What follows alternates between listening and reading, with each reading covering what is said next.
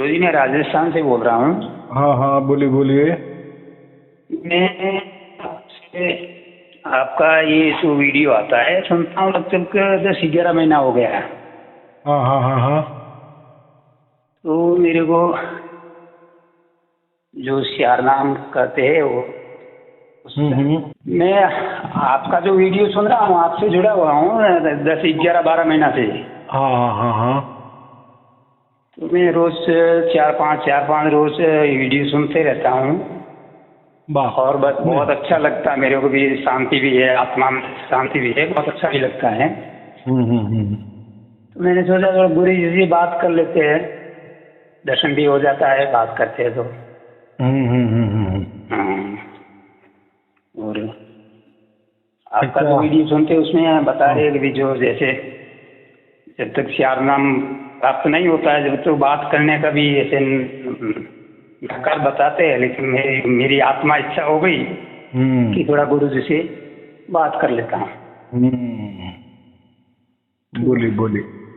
ऐसा है कि आपको प्राप्त ही नहीं हुआ ना, उसकी अनुभूति नहीं हो रही है। तो ऐसा है कि जब तक आपको अनुभूति नहीं होती, उसका साक्षात्कार नहीं होता, तब तक मैं जो भी बोलूंगा आपको कुछ समझ में नहीं आएगा, या ऐसा समझो कि कोई तो बकवास लग जाएगी कि क्या है, ऐसा थोड़ी होता है क्या, बराबर कि नहीं?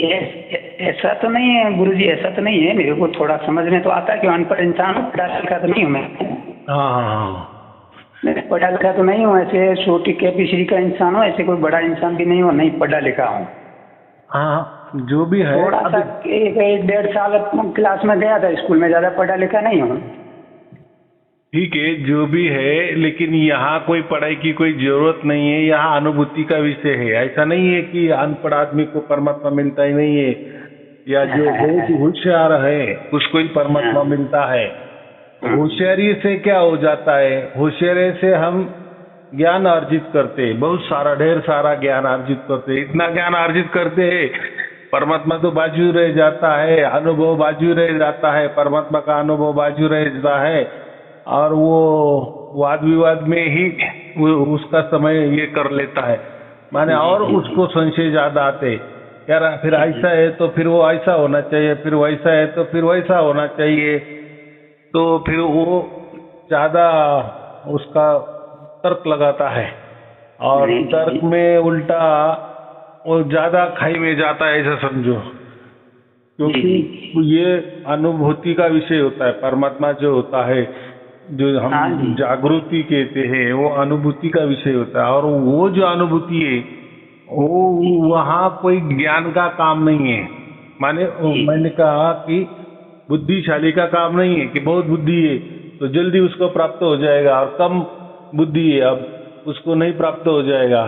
यहाँ वो बुद्धि, मन, बुद्धि, चित्त, ये बात ही नहीं है, यहाँ उसका कोई लेना देना नहीं है, बराबर। ये तो जैसा आपका भाग्य है उसके ऊपर है, तो आपका भाग्य हो गया तो परमात्मा प्रकट भी हो जाता है, समझ में भी आ जाता है, और भाग्य नहीं है अभी ऐसा है, भाग्य का खेल तो परमात्मा के पास है, और परमात्मा प्रकट होना नहीं होना वो भी उसके हाथ में है। हमारे हाथ में अगर ऐसा होता तो फिर सभी लोगों को मिल जाता।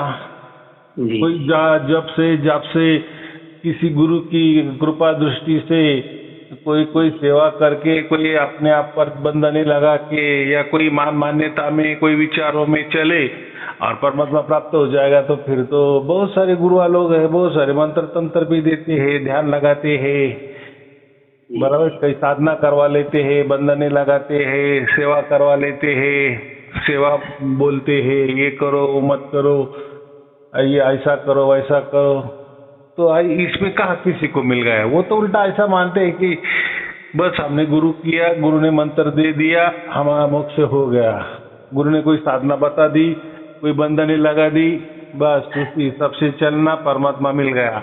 ऐसे मान्यता के ऊपर सब कुछ चल रहा है, भीड़ तंत्र बोलते हैं ना, भीड़ के इसमें चल रहा है। देखिए इसमें परमात्मा का कोई लेना देना नहीं होता, परमात्मा खुद का मालिक है, वो स्वयंभू है, सर्व सामर्थ्यशाली है, किसको प्रकट होना है, किसके अंदर नहीं प्रकट होना है, वो उसके हाथों में रखा है। इसलिए मोक्ष का अधिकारी तो वही होता है ना। मोक्ष का अगर राज्य उसका है तो उसके राज्य में किसको आने देना है नहीं देना है वो तो उसके हाथ में होगा कि नहीं। उतना तो कम से कम परमात्मा को तो काम दो। चलो बाकी सब काम हम बोलते हैं कि ये तो हो जाएगा, बुद्धि से करवा लेंगे, मन से करवा लेंगे, धर्म का काम करवा लेंगे, अर्थ माने कोई पैसा भी कमा लेंगे पेट के लिए, कुछ भी करके कामनाएं, बहुत सारे कामनाएं करेंगे, हम इच्छा करेंगे तो हो ही जाता है ना। कोई कष्ट करेंगे तो मिलता है कुछ न कुछ। लेकिन यहाँ बात ऐसी नहीं है। आप लाख बरस भी तपस्या करते बैठे और परमात्मा मुझे प्राप्त हो जाए तो वो नहीं होगा, उल्टा नहीं होगा। बराबर, यहाँ उसकी कोई जरूरत नहीं। कबीर साहब क्या बोले, एक पल की घटना होती है लेकिन उसका इंतजार बहुत लंबा होता है ना। तो किसी को लंबा होता है, किसी को नजदीक हो जाता है, ऐसा है। तो बस जैसा हमारा भाग्य का खेल है, फिर हमने क्या करना है। तो ऐसा है कि अभी मेरे जो प्रवचन लोग सुनते हैं तो उनको हो जाता है, किसी को 5 प्रवचन में, किसी को 100 प्रवचन में, किसी को 1000 प्रवचन में हो जाता है। प्रवचन ये तो एक माध्यम है, ये क्या एक निमित्त है।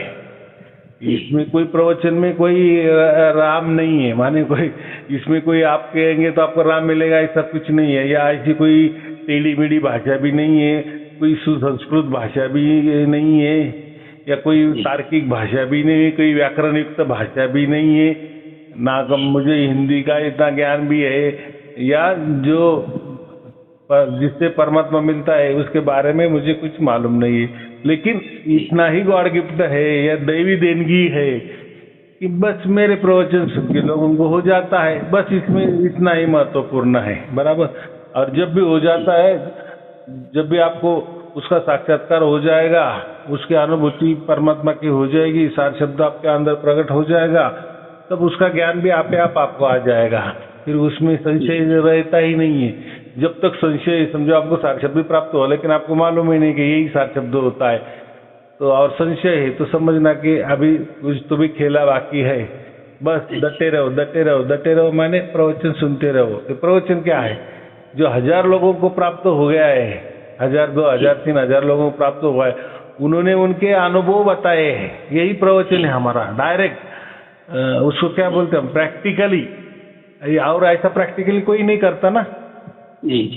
ऐसा समझो जो गुरुआ है उसी को समझो ऐसा कुछ सार शब्द प्राप्त हो गए तो वो गुरु बनता है और वो बस ज्ञान देना शुरू कर देता है, ज्ञान बांटना शुरू कर देता है, शिष्य बनाना शुरू कर देता है, शिष्य की फैक्ट्री लगा देता है। लेकिन उसमें ठीक है भाई, तुझे अगर हो गया तो दूसरों को भी होना चाहिए कि नहीं। तो ये यही होता है ना। तो हमने भी लोग तैयार करने चाहिए। माने जैसा हमको प्राप्त हो गया तो भी हम संत समझ में आएंगे कि नहीं। संत क्या करता है, अपने जैसे बनाता है ना लोगों को, है ना ऐसा कोई दोहा कि नहीं? बराबर कि नहीं? हाँ बराबर जी। मैं क्या है वो जुड़ा हूँ अपना जो राम सनई है ना, ये खेड़ापा राम सनई। हाँ हाँ हाँ, जो है से हमारे दादा, मेरे पिताजी और नामदी पहले से 3 पीढ़ी से वहाँ वो राम सनई में जुड़े हुए हैं। हाँ हाँ हाँ।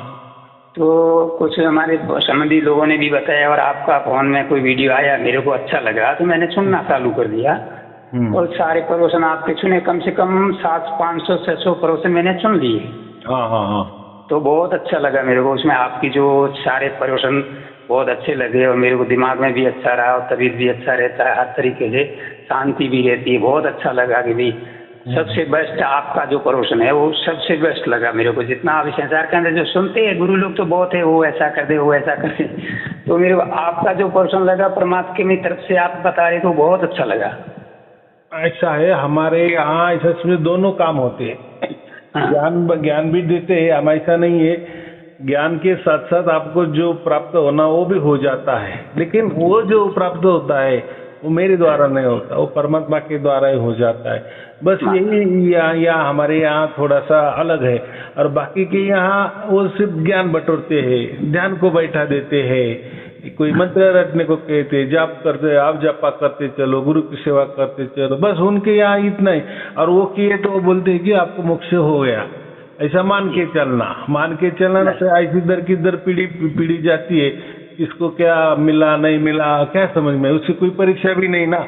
लेकिन मेरे यहाँ ऐसा है कि जैसे आप प्रवचन सुनते जाते हैं, जैसा आपका भाग्य हो जाता है, तो फिर आपको उसकी अनुभूति आ जाती है, उसका ज्ञान भी हो जाता है, और जीते जी समझता है कि मुझे सचमुच में परमात्मा प्राप्त हुआ या नहीं हुआ, तो कोई वहम हो गया, वो भी आपको समझता है। और आप ही उसके साक्षी होते हैं कि नहीं। कम से कम आप तो आपका फैसला कर सकते हैं कि नहीं।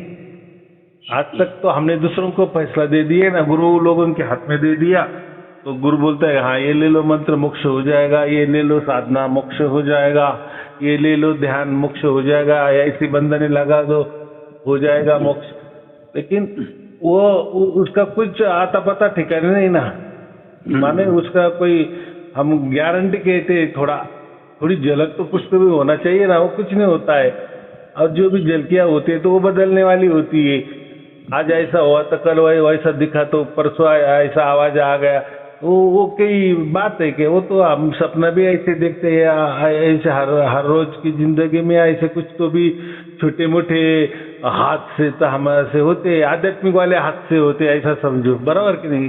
कभी ये नस फड़फड़ी, कभी ये दाई आँख फड़फड़ी, जो हम कहते हैं ना फड़फड़ना कहते हैं उसको, चीजें होती रहती है। तो या कोई स्फुरन होता है, थोड़ा अलग सा लगने लगता है, लेकिन ये बातें होती है आध्यात्म में, लेकिन उसमें कोई राम नहीं, माने वो कोई परमात्मा की पहचान नहीं होती है। लेकिन फिर गुरु वालों को वैसे ठप्पा लगा दे, हाँ भाई आपने ध्यान में ऐसा दिखा ना, हाँ वही, उनको कुछ भी बोलो, हाँ वही बराबर, चलो आगे रास्ता बराबर है, ऐसा कहते हैं। कुछ भी बोलो, गुरुजी मुझे ये सुनाई दे रहा है, हाँ बराबर है, चलो आगे, मुझे ये दिखा दिया, अब हाँ चलो बराबर है, मुझे सपने में ऐसा हो गया, हाँ चलो आगे चलो बराबर है। तो क्या है, सपने में तो गुरु भी दिखता है, सपने में तो मंत्र भी आ जाता है, तो खुली आँख से भी कभी भी गुरु दिखने लगता है, तो ये बोलते हाँ बराबर हो रहा है। तो ये क्या है, माने उनको भी नहीं हुआ है, या अभी कुछ तो भी करना, कुछ तो भी लोग इकट्ठे करना और अपना गुरु सिद्ध करना, यही होता है ना। तो यहाँ हमारे यहाँ ऐसा है कि अगर कुछ आपको नहीं हो रहा है तब तक आप प्रवचन सुनते चलो, कभी न कभी होगा। फिर रही बात मुझे मिलने की, मैं आपको अगर लग गया, पहली बात तो हमारे यहाँ कोई गुरु गद्दी नहीं है, कोई गुरु परंपरा नहीं है, कोई गुरु शिष्य की परंपरा नहीं है। यहाँ हमारा गुरु सिर्फ और सिर्फ परमात्मा है। परमात्मा को ही हम गुरु मानते हैं, ऑल इन वन परमात्मा है। परमात्मा हमारा बाप है, परमात्मा हमारा भाई है, परमात्मा हमारा सखा है, मित्र है, जो है वो है, सब कुछ परमात्मा है। सदगुरु भी वही है। रही बात, तो फिर हम परमात्मा को गुरु क्यों मानते हैं? तो परमात्मा ने हमें सार शब्द दिया ना, फिर जो भी कुछ देता है, हम तो यहाँ लौकिक जीवन में ये जो देही वाले गुरु है, जो हड़मास के गुरु है, वो भी कुछ तो भी देते हैं, मंत्र तंत्र देते हैं, तो हम उनको गुरु मानते हैं कि नहीं? तो वो तो परमात्मा है। तो परमात्मा ने आपको सार शब्द दिया, राम नाम दिया, वो तो उसने कितना बड़ा काम किया, तो इसलिए आप तो गुरु हो गए ना। भाई बाकी बात आगे मेरे, तो मैं तो लौकिक आदमी हूँ, मैं तो हर मास का हूँ, तो मैं वेदी गुरु हूँ। अगर मुझे ही मानना है, अगर मुझे वेदी गुरु मानते तो फिर मेरे पास आओ, क्या वो जो दर्शन वो जो बाकी जो है, जैसे बाकी गुरु का होता है वैसा।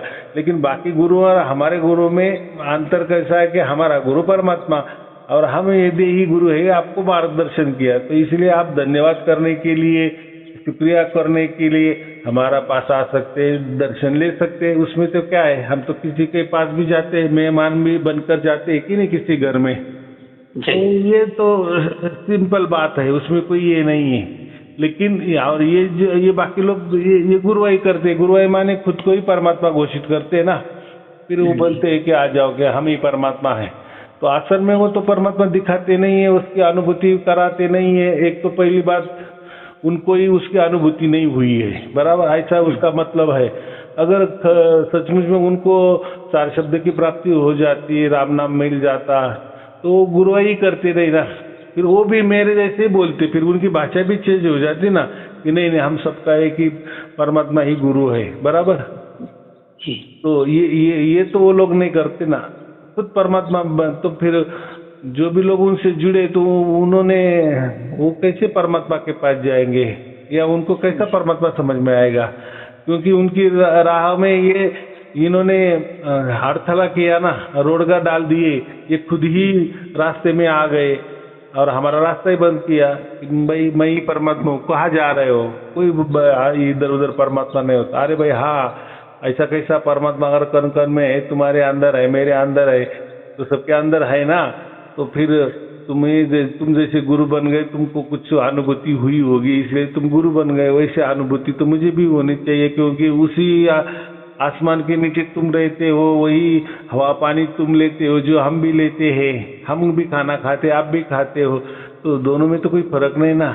लेकिन आपको ही मिला और मुझे नहीं मिला, ये कैसा क्या? या उनको ही मिला और आपको मिलेगा ही नहीं, तो ये क्या बात हो गई? आप बन गए गुरु और हमें क्यों फिर चेला बना रहे?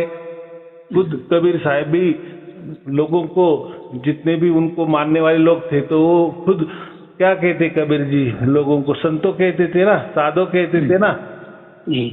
तो फिर ऐसा क्यों? कबीर जी अगर लोगों को साधो बोल रहे, संत बोल रहे, तो ये लोग बोलते हैं क्या लोगों को संत? ये तो भगत करते हैं उनको। हाँ, भगत करते माने संत करते नहीं, माने ये कबीर जी नहीं है। नहीं, ये तो कबीर जी का नाम ले रहे हैं ना, लेकिन कबीर जी जैसा क्या बोलते हैं वर्तन नहीं करते ना। कबीर जी जैसा उन्होंने ये करना चाहिए तो वो तो नहीं करते, सिर्फ कबीर जी का नाम लेते हैं और बोलते हैं कि हम ही कबीर जी है। ठीक है, कबीर जी है तो कोई दोहे भी बता के बोल के दिखाओ, बराबर। कम से कम उन्होंने लिखे वो तो बताओ। चलो, जो आप बोल रहे कि वही कबीर मैं हूँ, ठीक है, तो वही कबीर आप हो, तो कबीर साहब ने आपको दोहे लिखे ना, तो आप भी कुछ तो भी कम से कम उन्होंने लिखे वो तो बोलने की बात करो। तो पुस्तकें लेते हैं नीचे और फिर देख के बोलते हैं, और उनके ही दोहे में वो अंतर निकालते हैं, ये दोहा थोड़ा ये बराबर नहीं है, इसमें गलती है। अरे भाई आपने लिखे ना, उस टाइम आप ही थे ना। तो ये सब बकवास बात है, ऐसा कुछ नहीं होता। ये दिखाने के लिए लोगों को गुमराह करते हैं। कोई ये कबीर जी नहीं है, या कोई कबीर जी इनके सिर पर बैठा नहीं है या कंधे पर बैठा नहीं है। कबीर जी थोड़ी भूत थोड़ी है कि कोई बंदर है कि इनके सिर पे बैठ गए या कंधों पे बैठ गए, ऐसा थोड़ी होता है। क्या उनको मुक्ति नहीं मिली? वो दर दर भटक रहे हैं क्या? अरे हम उनको अगर परमात्मा मान रहे तो उनकी तो मुक्ति पहले, वो तो फिर लीलाएं ठीक है आते होंगे। कोई हम बोलते जैसे विष्णु जी अवतार लेते, कृष्ण का अवतार लेते हैं, वो राम का अवतार लेते हैं, वैसे ये भी लेते होंगे। अगर इनके पास शक्ति है तो वो कोई बड़ी बात नहीं है। माने ये तो ये जन्म लेना ये कौन काम करता है? ये महापुरुष जो होते हैं ना, जिनके पास शक्ति ज्यादा होती तो वो मोक्ष में ही चले जाते हैं, और उनके मन में लगा तो वो परमात्मा से प्रार्थना करके वापिस जन्म भी लेते, लोगों का कल्याण करते हैं और निकल जाते हैं। लेकिन खुद परमात्मा से नहीं आता, बराबर। तो ये लोग उल्टे ज्ञान देते हैं, वही परमात्मा बन के आता है, देह धारण करता है, अवतार लेता है। तो ये बात गलत है, ऐसा कुछ नहीं होता है। तो ऐसा गुरु जी, मेरा सवाल है, हाँ, उन्होंने खाली राम नाम का, वैसे राम नाम राम राम राम राम राम ऐसे राम राम जपो, और उन्होंने जो माला दी हुई है कंठी पे आप गले पे बांध दो, और राम नाम वैसे राम राम राम राम राम, इसके अलावा कुछ नहीं, दिया बत्ती करो, राम नाम राम राम राम जपो। तो आपका जो प्रवचन मैंने सुनने के बाद में जो दिया बत्ती, मेरा इच्छा नहीं हुई, दिया बत्ती भी मेरे से बंद हो गया, और वो जो बाकी सब साधना वगैरह जो कुछ भी करता था, जो भी वो सब सारा बंद, भागवत है वगैरह है, जो रामायण जो पढ़ता है सब बंद कर दिया, क्योंकि मेरा दिल ही नहीं करता उसके ऊपर बिल्कुल। आपका जो प्रवचन, आपकी कृपा होने के बाद, आपका प्रवचन सुनने के बाद वो सब छूट गए।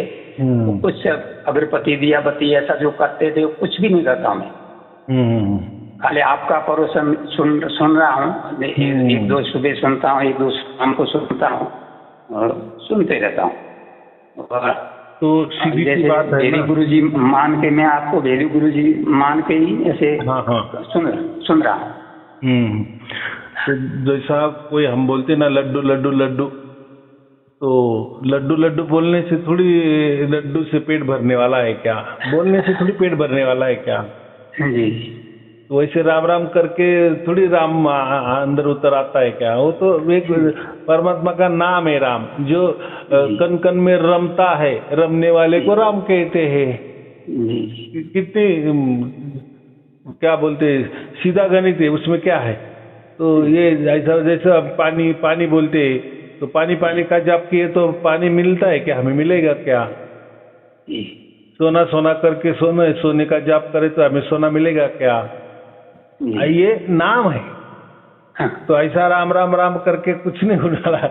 राम तो जानना पड़ेगा ना, फिर जानने के बाद माने राम प्रकट होना चाहिए ना आपके अंदर। अभी लोग प्रकट करना माने ऐसे समझते हैं कि जैसे आपने राम राम जप लिए, ऐसे लाखों कोटि जप आपका हो गया है तो राम भी प्रकट हो जाता है। लेकिन राम का नाम प्रकट हो जाता है। जो राम आपने निर्माण किया या जो जिसके लिए आपने कष्ट उठाया, राम राम जपने के लिए जो माला उठाया, राम राम करते रहे, वही आपको राम राम सुनाई देने लगेगा बीच में। वो कोई परमात्मा नहीं ना। परमात्मा ऐसा कोई बोलता नहीं है और ऐसा कोई किसी का नाम भी नहीं था, वो तो अनाम है। वो क्यों राम का नाम लेगा, बराबर। तो ये समझना चाहिए, उसको राम नाम कहा गया है कि वो जो राम है वो अलग चीज है। और ये राम राम करना ये जाप है, अजपावय, बराबर। तो इसलिए कबीर साहब ने चार राम क्यों कहा है। तो ये यही कहा ना कि ये अयोध्या वाले राम है और ये जो घट में है, अलग अलग घट में राम है। तो ऐसे चार नाम बोले हैं। तो वो महत्वपूर्ण हमारा जो चौथा राम है, उसमें हमें वो राम हमें जानना है, बराबर। राम को जानना होता है, वो कोई उसका जाप नहीं करना पड़ता है। तो उसको आप कोई भी नाम दो, राम नाम दो, कृष्ण नाम दो, ओम उसको कहो, जो भी आपको कहना है वो कह दो। लेकिन वो जानना है हमें। फिर हम कहेंगे हाँ मैंने राम नाम जप माने जान लिया, पहचान लिया कि हाँ ये राम नाम होता है। तो वो होना चाहिए। तो फिर हमारे मुक्ति हो जाएगी ना। और वो जीती जी हमें समझना चाहिए। जीती जी अगर हमारे समझ में आ गया तो ये हमारी मुक्ति हो जाएगी ना। ये तो फिर राम राम तो तोता भी राम राम करता है, कोई भी करेगा राम राम, उसमें क्या है। तो वो परमात्मा नाम होता है, वो तो निशब्द होता है, उसके कोई शब्द वगैरह नहीं होता है, बराबर। तो ये छोटी छोटी बातें होती है, समझती नहीं है।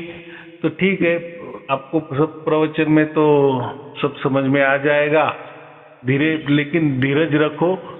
जब आपको परमात्मा ने इतना बुद्धि दे दिया, आप प्रवचन सुन रहे हो, तो मतलब ही साफ है कि आपको वो होने वाला ही है। लेकिन कैसा है, जैसे जैसे हम सुन रहे तो हम शुद्ध पवित्र निर्मल बन रहे हैं, बराबर। उसके मुताबिक वो हमें बना रहा है। ऐसा नहीं कि मेरे प्रवचन सुन रहे और परमात्मा को खबर नहीं, परमात्मा आपके अंदर ही है, बराबर। आत्मा आपके आत्मा को परमात्मा चिपका हुआ ही है। इसलिए मैं कहता हूँ हमारा आत्मा परमात्मा में डूबा हुआ है, परमात्मा को सब समझ रहा है। लेकिन जब तक पूरा ज्ञान नहीं होता, सत्य ज्ञान हमें नहीं होता, सत्य का बोध हमें नहीं होता। सत्य का बोध माने सत्य क्या है प्रकृति, क्या है आत्मा, क्या है परमात्मा, कौन है मैं, कौन है ये मन, क्या होती है बुद्धि, क्या करना है, क्यों हमें जन्म मिला है, इसके पहले क्या थे, आगे क्या होने वाला है। ये जो तत्व जो हम बोलते हैं तत्व, तो ये तत्वदर्शी जो होते हैं, माने जो तत्वदर्शी गुरु होते हैं, जो हर एक तत्व का निचोड़ करते हैं कि हाँ ये प्रकृति तत्व है, इसका ये काम होता है, फिर ये सृष्टि होती है, ये भी एक तत्व है, ये इसमें ये 25 तत्व है, इसका एक एक काम है। लेकिन जो असली तत्व जो होता है जो राम होता है, जो सत्य होता है, वो सत्य तत्व, तो वो सत्य तत्व तो जो सचमुच जो सत्य है या जो सत्य परमात्मा है, वो उसकी पहचान उसके द्वारा देता है। उस तत्व की जो पहचान है वो तो वही तत्व देगा ना, इसलिए उसको सत्य कहा है ना। अगर वही सत्य मैंने बता दिए या मेरे द्वारा हो गए तो फिर वो सत्य हो गए नहीं ना, फिर वो सत्य एक दूसरा अलग, मैं बोलने वाला अलग, आपको अनुभव देने वाला अलग, या जो आपको अनुभव हो रहा, तो सत्य तो फिर बहुत सारे हो गए। तो अगर वो सत्य है, अगर वो परमात्मा है, अगर वो सर्व सामर्थ्यशाली है, तो वो उसकी ही तरफ से, उसकी ही मर्जी से वो सत्य तत्व का आपको ज्ञान देगा कि नहीं, माने प्रकट होगा कि नहीं। ज्ञान देना माने प्रकट होना, प्रत्यक्ष ज्ञान, उसको प्रैक्टिकली ज्ञान बनता, वो होता, लेकिन वो अधिकार उसका ही है, इसलिए वो सत्य है। नहीं तो फिर वो तो झूठ होगा ना।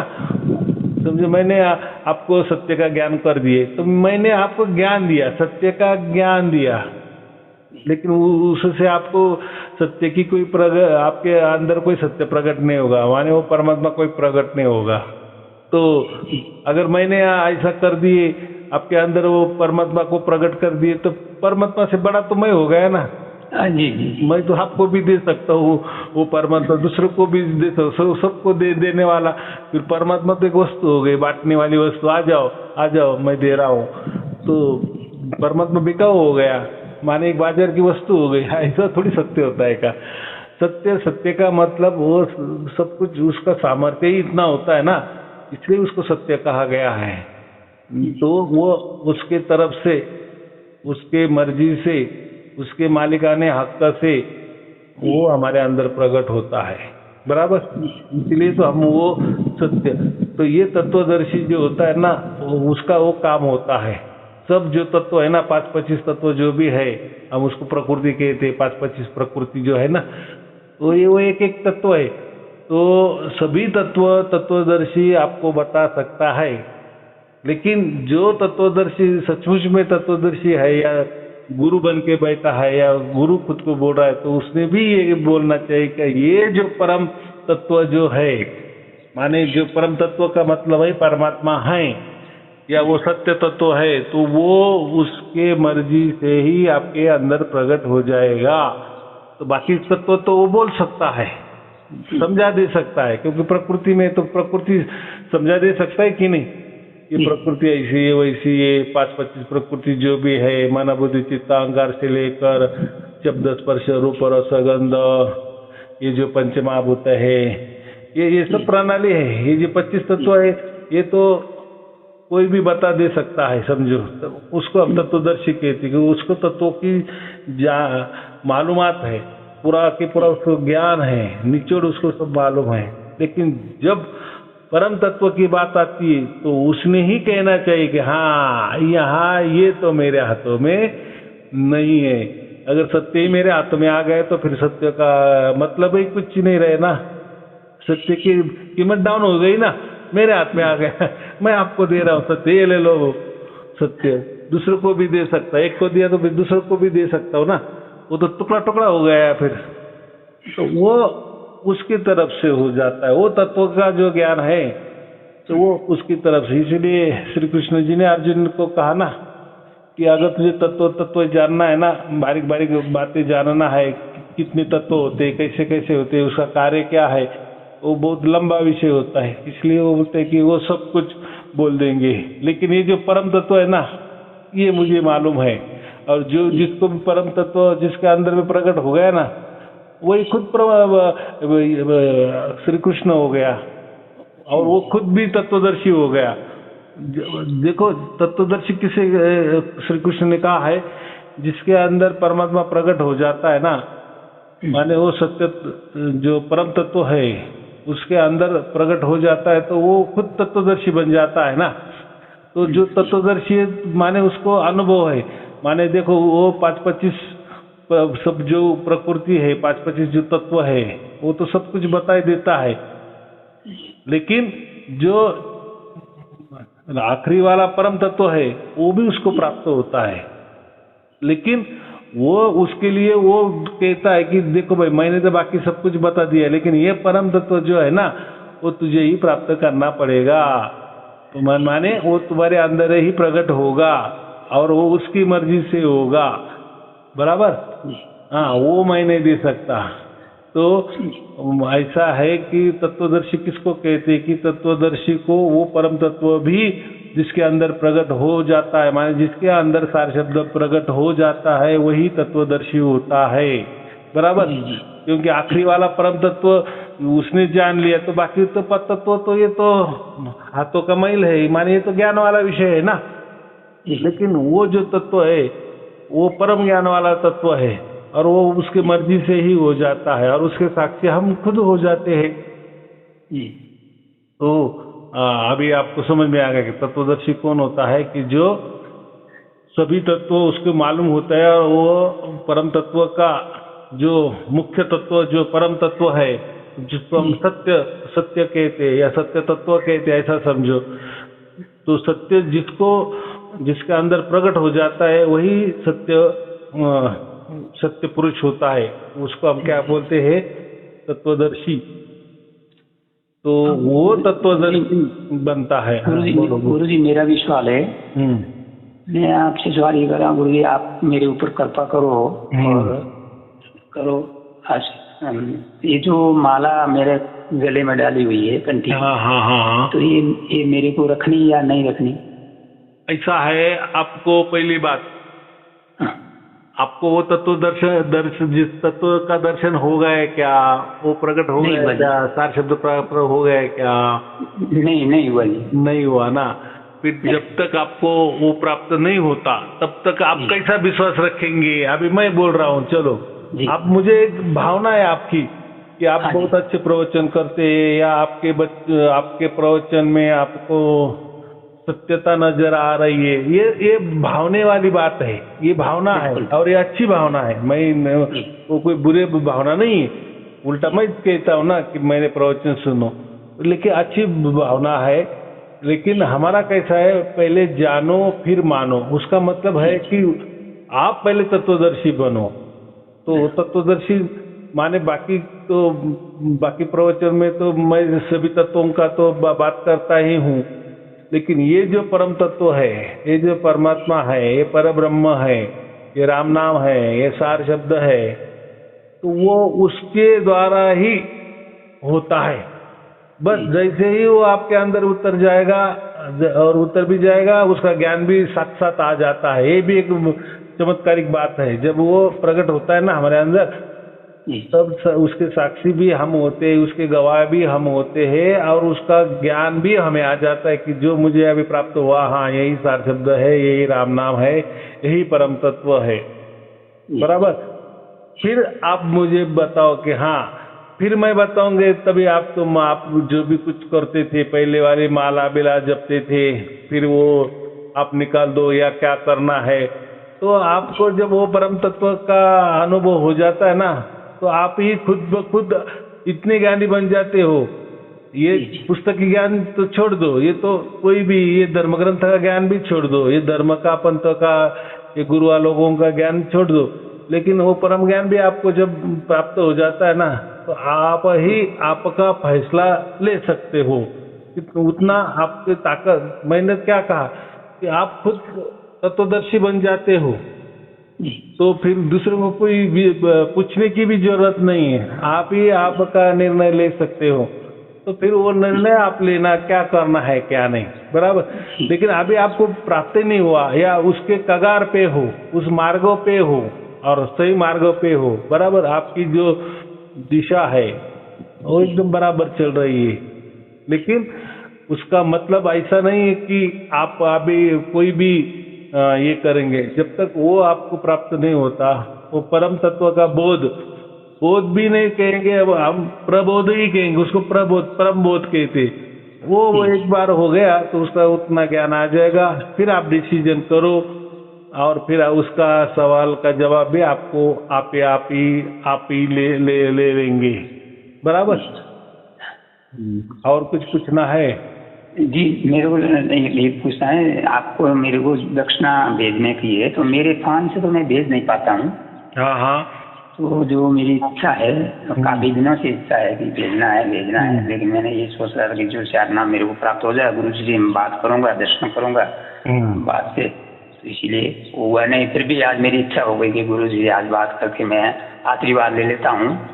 हाँ, फिर वो जो दक्षिणा जो मेरी इच्छा, मेरी शक्ति के अनुसार जो मैं भेजना चाहता हूँ, तो किस तरीके से भेजा डाक तो यही या देखो, ये जो देने वाले लोग होते हैं ना, पेटीएम करते हैं या उनको जो ज्ञान होता है, तो यही नंबर बताने का, जो आपने नंबर मुझे अभी लगाया, यही नंबर उनको मोबाइल नंबर बोल दो, वो भेज देंगे, हमको मिल जाएगा।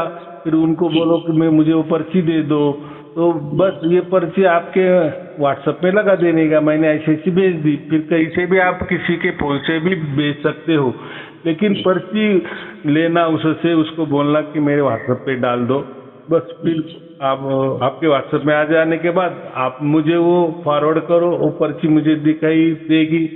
फिर हमारी जो टीम है वो बराबर आपके फिर रजिस्ट्रेशन वगैरह सब कुछ करेगा। रोज वाले प्रवचन भी आ जाएंगे, रोज वाले अलग अलग वीडियो होते हैं, कोई मैसेजेस होते हैं, अलग अलग जानकारी होती है, ग्रुप होता है। फिर वो आगे वाला बहुत बाकी है। फिर धर्म ग्रंथ भी आपको अलग थलग मिल जाते हैं, और कोई डेली प्रोग्राम रहते हैं, या कोई अभी गीता का सत्र चल रहा है, हर रोज का एक एक अध्याय चल रहा है, उनको रेडीमेड हम देते हैं, बस उनको सुनने का काम है, जैसे प्रवचन सुनते वैसा सुनने का। तो वो बातें सब कुछ फिर उसमें आ जाती है, वो बहुत अलग विषय है। लेकिन रजिस्ट्रेशन के बाद ही वो सब कुछ हो जाता है, तो आप पहले वो रजिस्ट्रेशन करो, फिर आपको मिलेगा। लेकिन रजिस्ट्रेशन के पहले आप पहले तय करो कि आपको लग रहा है कि ये इनके मैं प्रवचन सुन रहा हूँ और मुझे परमात्मा मिलेगा, ऐसा आपको अगर लग रहा है तो ही रजिस्ट्रेशन का खर्चा करो, तभी जुड़ जाओ। नहीं तो ऐसा ही जुड़ने से मतलब नहीं है। माने कैसा है, इसलिए हम क्या कहते, पहले जानो फिर मानो, बराबर। तो आपको अगर लग रहा है नहीं ये रास्ता थोड़ा ठीक लग रहा है और परमात्मा मुझे जब प्राप्त होगा, लेकिन तब तक के लिए तो मैं इनका ज्ञान सुनते सुनते तो मेरी बुद्धि तो शुद्ध पवित्र निर्मल तो बनती जाएगी, कचरा साफ तो होता जाएगा, परमात्मा को फिर जगह भी हो जाएगी, परमात्मा मेरे अंदर उतर आएगा।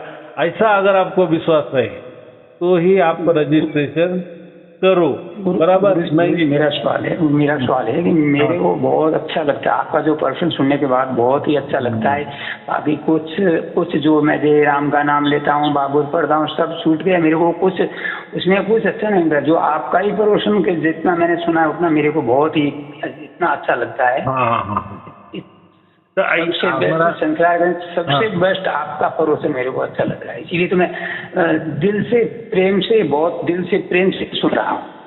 हाँ, नहीं आपकी अच्छी भावना ना, मैं नकार नहीं रहा हूँ, लेकिन हमारा क्या कहना होता है कि क्या होता है, हमने ऐसे बहुत सारे गुरु बनाए होते हैं ना, तो ज्यादा उसमें कोई जानकारी नहीं लेती और भीड़ तंत्र का वापर होता है। भीड़ तंत्र का माने इतने लोग अगर उनके पास जा रहे हैं, उनको इतने लाखों लोग उनके साथ भाग रहे, तो मैं अकेला ही मूर्ख हूँ, तो ये इतने लोग मूर्ख है क्या?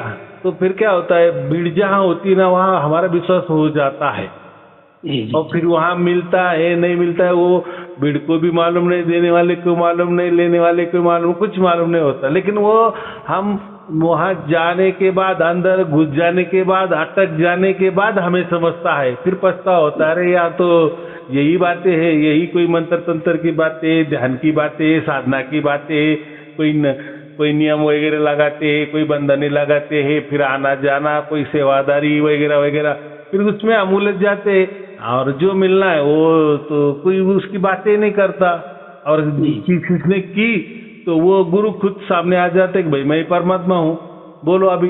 तो क्या हो जाता है, फिर सब गड़बड़ लगता है ना, भैया हम किस लिए आए?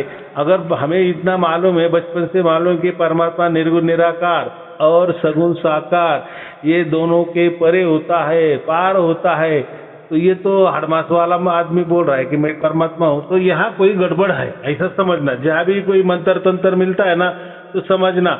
देखो मंत्र तंत्र तो हमारे यहाँ भी देते हैं, जैसे मुझे वेदी गुरु मानते हैं तो हम भी मंत्र देते हैं, लेकिन कब?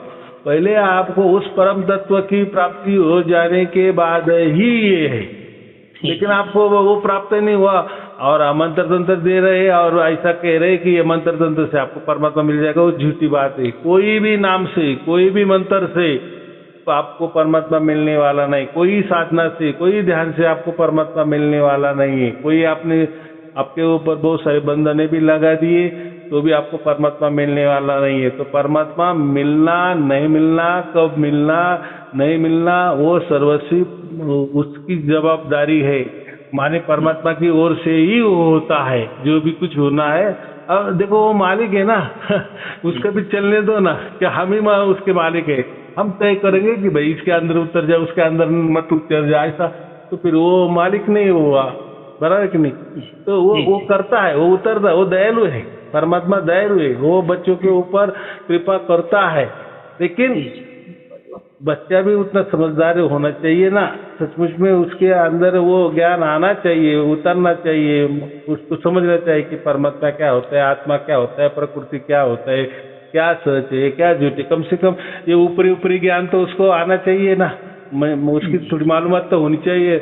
और जब परमात्मा को समझ में आता है कि हाँ इसको अभी जो ज्ञान है वो बराबर मिल रहा है और इसका भी माने इसके मन की संतुष्टि भी हो रही है, इसका दिल भी बैठ रहा है कि हाँ ये होगा, कुछ तो भी सच्चा होगा, इसमें सच्चाई है, तो फिर परमात्मा को समझ में आता है। तो फिर परमात्मा वो तो आपके पास ही है ना, मैं हूँ पास में, तो वो तो हमारे हृदय में ही है, हमारे पास ही है, बिल्कुल नजदीक है। माने 0 पॉइंट का भी 1 mm का भी दोनों में अंतर नहीं है, आत्मा और परमात्मा में।